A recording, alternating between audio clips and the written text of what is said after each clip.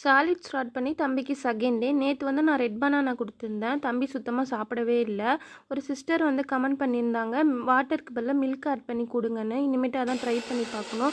இன்றைக்கி வந்து வீட்டுக்கு புடலங்காவும் பாசிப்பருப்பும் கூட்டுக்கு வேக வச்சுருந்தாங்க. அதுலேருந்து ஒரு கரண்டி எடுத்துக்கிட்டேன், ஸ்பைசஸ் சால்ட்லாம் ஆட் பண்ணாமல்.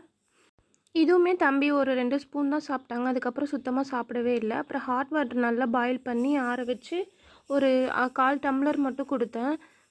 தம்பிக்கு ஃபுட் ப்ரிப்பேர் பண்ணிவிட்டு எங்களுக்கு வந்து புடலங்காய் போட்டு கூட்டு வச்சுட்டு, புடலங்காய் கூட்டுக்கு வந்து ஃபிஷ் ஃப்ரை, வவ்வால் ஃபிஷ் தான் வாங்கியிருந்தோம். ஃபிஷ் ஃப்ரைக்கு வந்து நிறையா மசாலாலாம் போடல. கடையில் விற்குள்ள அந்த ஃப்ரை மசாலா வாங்கி சால்ட்டு, லெமன் மட்டும் ஆட் பண்ணி மேரினேட் பண்ணிவிட்டு பொரிச்சாச்சு. செம்ம டேஸ்ட்டாக இருந்துச்சு.